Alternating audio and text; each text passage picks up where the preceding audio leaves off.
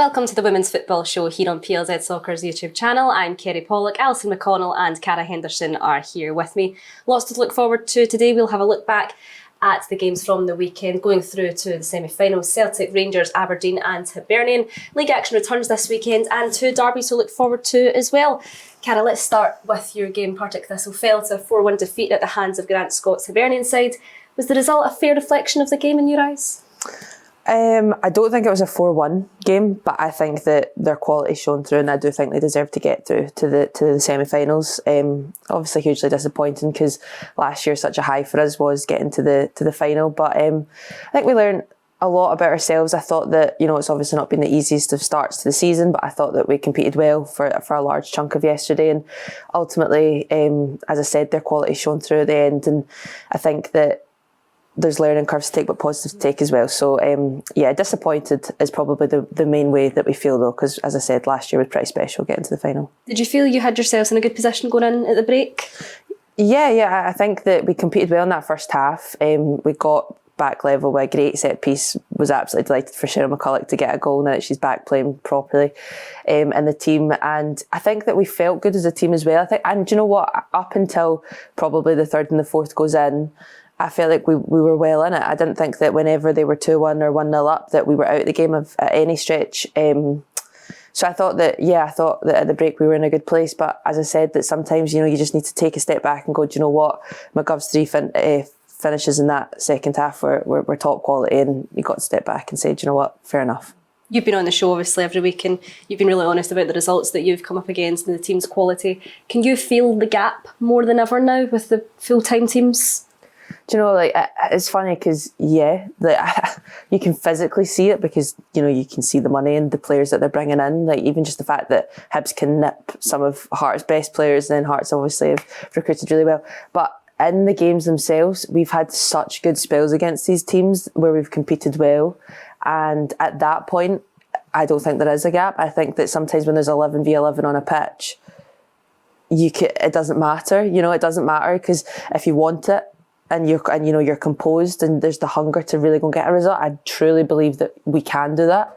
I think sometimes, as I said, those three finishes, I mean the third one especially, she gets a yard of space at the edge of the box and it's a great strike into the left-hand side. And at that point, as I said, she's a quality player. So, but I think we've got that quality in ours as well. So although, obviously there's a gap. They train, 3-4 times full time as well compared to us, so there should probably be a gap. But when you're playing 11v11 on the pitch, I actually don't even think about that. I think, right, this is the player that I'm against, you just need to get better of them, and that's possible. Yeah, absolutely. Ali, Celtic go through on penalties against Glasgow City. Before it got to that stage, did either side look like they would nick it before then? I think the game probably reflected just how little there is between the two teams. I know that Celtic beat Glasgow City in the early weeks of the season. Again, I think Glasgow City felt as though they could and should have taken something from that one. I think there is just very, very little between the top three again. As we've seen in recent seasons, I felt as though last season Celtic and Rangers pulled away a wee bit from City. I think definitely they've made up ground. Some of the signings that have come in, I think they were impressive in terms of how they've gone about this campaign. Celtic are the only team to have beaten them so far in the league. They're still sitting at the top of the league, but I just thought when it goes to penalties, it can go any way, it can go either way. And I think it was really just indicative of the fact that this is two teams that are going to go neck and neck, I think, all the way through the campaign. And Celtic obviously find themselves in Champions League competition against Chelsea this week, and then they host Rangers at the weekend. Is this the toughest period Alina Sudoku's had perhaps in her Celtic career? I don't think there's any doubt about it. That it's an incredibly tight schedule that they've got now across this month, but just how they cope with that, I think will be tough. I don't think anyone would give them much of a chance against Chelsea on Wednesday night. I think the Champions League has been quite a difficult environment for them to go into and compete in. I think it's been fairly sobering to go in and just see what the standard is and how high the level goes up when you're in the last 16 of the Champions League. But in addition to that, they've had very demanding domestic games around at Glasgow City this weekend, Rangers next weekend, and of course Rangers and Glasgow City will be desperate for them to drop points, lose a bit of momentum. Joe Potter was honest enough to say that, refreshingly honest enough about saying that in the aftermath of the draw with City at Ibrox, when she said, well, yeah, I hope the Champions League campaign does have an impact on it domestically. And I don't think there's any question it must have. I think these aren't squads that have significantly big resources. It's also the first time that they're going and competing in the Champions League environment, and then having to go back to essentially the same pool of players, the same skeleton of the side, and say you need to go again and again and again. And that was 120 minutes for them yesterday, so it's a lot of football that they're playing this month. They're just 2 points off the top, sitting fourth in the table just now, Cara. Can you see it having a big effect domestically, or are we too... Is it still quite close when you look at the table? Yeah, I mean, I think that's what they'll want to do. They'll want to keep it as close as they can. I don't know, fatigue-wise, it's going to end up taking their toll. Obviously, playing 120 minutes yesterday will not have been what Elena Suduka will have wanted for any of her players as well.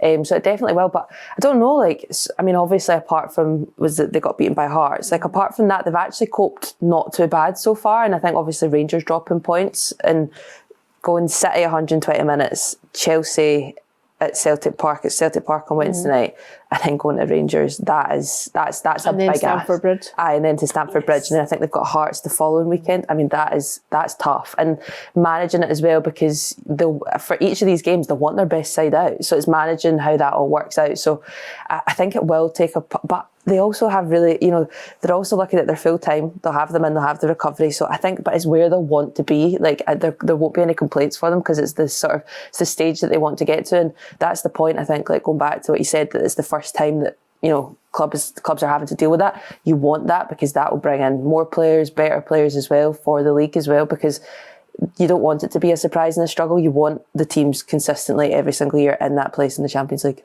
Well, as we mentioned, Rangers, there were 6 goals to the good by half-time, ending the game in an 8-1 win, Alison, over Motherwell.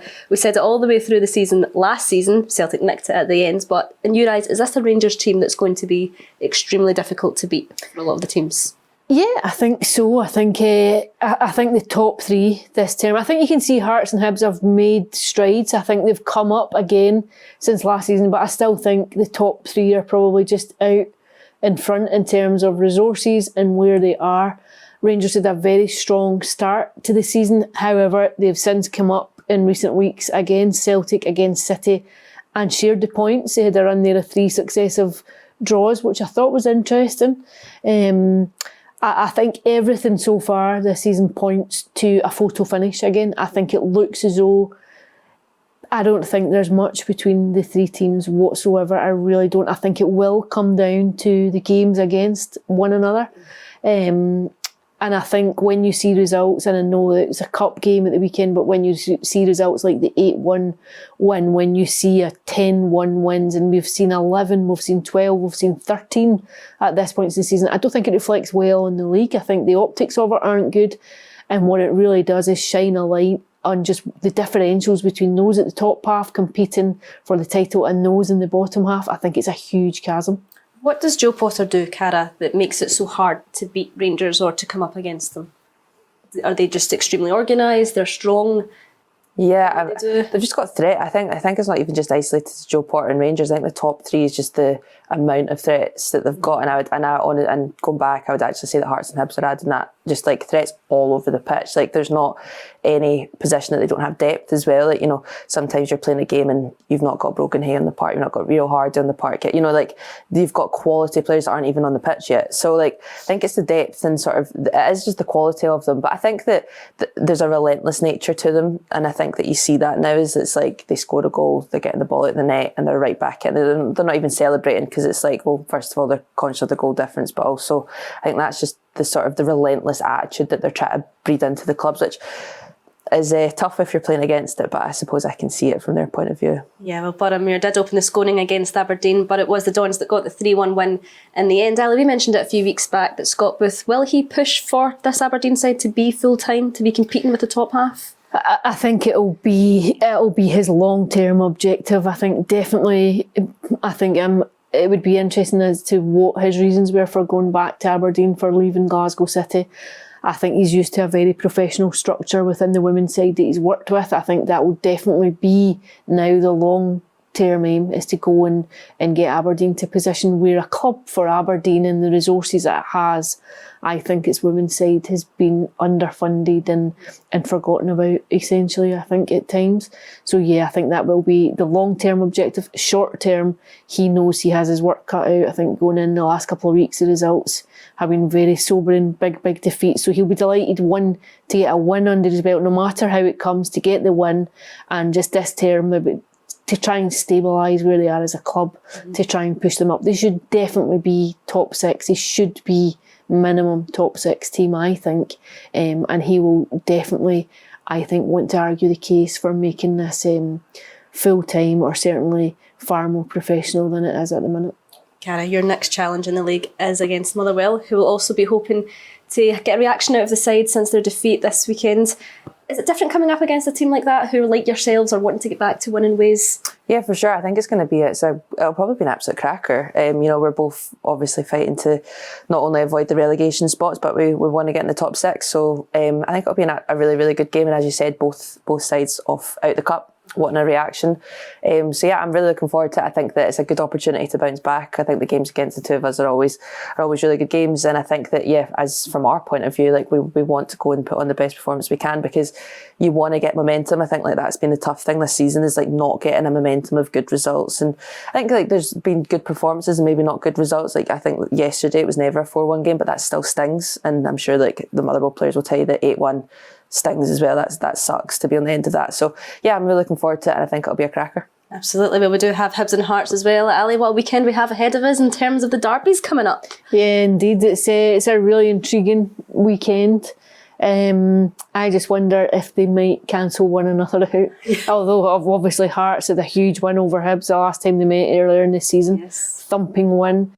I think Hibs will still feel a bit aggrieved about that. They managed to settle themselves after that defeat. I think there's a few that might have thought that the wheels would have come off for a bit, but they managed to stabilise in the aftermath of that. So yeah, I think this is an intriguing one. Is that going to be a similar situation to, like we said, about Celtic, Rangers, Glasgow City? Whenever they come up against each other, that'll be the deciding games. Is this the same for the Edinburgh sides? Yeah, I think so. I think Hearts probably have a bit of an edge, just in terms of how they've started the season. I think they've been very impressive. I think Eva Olid's done a fantastic job at Hearts, and every season there has been a real improvement. Season after season, I think you can see the direction that she's taking the team. They have a very clear identity about the way that they feel, the way that they play, and I think they'll feel really quietly confident about this game at the weekend. Cara, what do you think? I don't know. Like, I suppose I'm just off of playing Hibs, so I can see. I actually think the two of them are lined up to be really good games. I was surprised last time out that it was so comfortable for Hearts at Easter Road as well. I didn't see that coming.